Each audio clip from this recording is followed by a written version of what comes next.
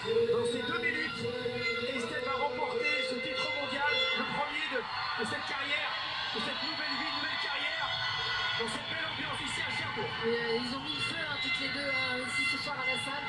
Ça doit s'entendre derrière vos écrans. Voilà, Estelle a fait toujours le même travail, elle boxe à sa distance. Voilà, c'est comme ça qu'elle sur ses jambes aussi, donc c'est une autre palette, c'est une autre séquence. Et elle nous le démontre. C'est dire qu'elle est capable de boxer de façon différente, elle est dans le coin. Henri, on lui demande d'avancer. Colin Lightsky pousse sa boxeuse à y croire encore et toujours. Mais ça va être insuffisant. Ça ne fait pas d'erreur. Si Estelle reste concentrée, on le voit encore avec le bras arrière et touché. Ah, vraiment la Suédoise, elle donne tout son va-tout.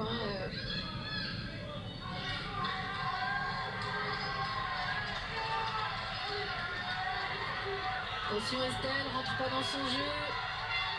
Faut vraiment garder ses distances. Voilà, avec la fatigue évidemment. Même si parfois on a le sentiment avec la bouche entrouverte qu'elle est en recherche d'oxygène, non, c'est sa manière à elle d'extérioriser. Oui, et puis en plus la Suédoise lui laisse pas assez de champ, puisque là, évidemment on le voit même sur ses appuis, sur ses déplacements, elle a les pieds quand même beaucoup plus à plat. C'est normal, c'est la fatigue qui est en contrôle, et c'est la meilleure ce soir. Et les juges vont récompenser la supériorité de notre championne olympique, mais ça c'était loin, pas si loin que ça, il y a près de 3 ans, et surtout de ce nouveau trophée. Dans ce monde professionnel, nous étions secondes sous les acclamations de ce public de Cherbourg, cet engagement total, et ce match elle a réussi, encore au premier round. Le raid, je sais pas si vous nous entendez, mais le bruit que font les gens derrière, c'est impressionnant. En tout cas, ils nous ont donné vraiment un beau combat, de beaux échanges. Et il faut être deux parce que Lucy Weinhardt a montré tout son cœur. Son engagement était total dans ce combat. Qui est tout simplement un très bon combat. Voilà. On va écouter la décision, bien entendu. Mais la meilleure ce soir, c'est la logique qui est respectée. Et Estelle, on revoit ces séquences-là.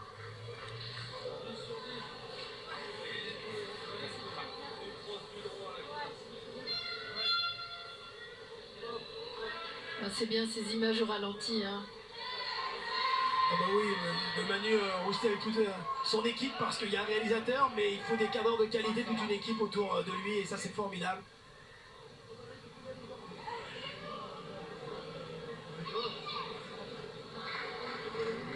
C'est les jeux de maman, de papa, du frère. Et du petit. Il y a le petit aussi, allez, ça, voilà. Qui aime la boxe d'ailleurs, qui en permanence s'entraîne avec un papa et une maman championne. Avec des stories d'Estelle ou de Tony. Elle n'est pas trop dans le rouge, comme on dit dans le jargon. Elle a donné.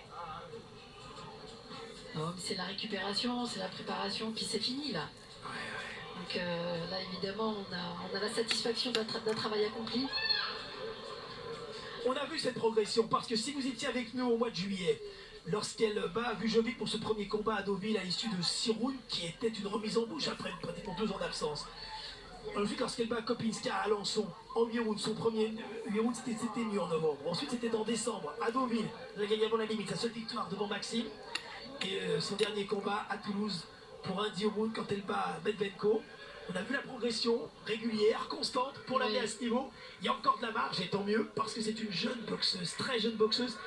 Elle aura 27 ans cet été, c'est tout jeune. Et le monde professionnel, elle le découvre moins d'1 an, je le rappelle, même si dans la boxe féminine, on va vite au haut niveau et pas passer par la cage championnat de France ni championnat d'Europe. Mais elle finalement, a pris les opportunités, comme elle dit. Ce titre mondial là, par une opportunité magnifique. Donc, qu'elle lui a proposé David Nicotra parce que c'était d'abord un titre international. Et puis la championne en titre, je le rappelle. Ah, c'est beau ce sourire. Ayant des problèmes de poids, la laisser vacante. Donc, le passage par l'Europe, finalement, il passe par ce type de combat. On peut considérer Il y a le championnat du monde, mais c'est un championnat d'Europe. Bah oui, puisque c'est un titre mineur, hein, on va dire IBO, c'est une petite fédération. Alors un mot, c'est un élément très important parce que ce titre-là, on écoute d'abord la décision et après on va plus loin.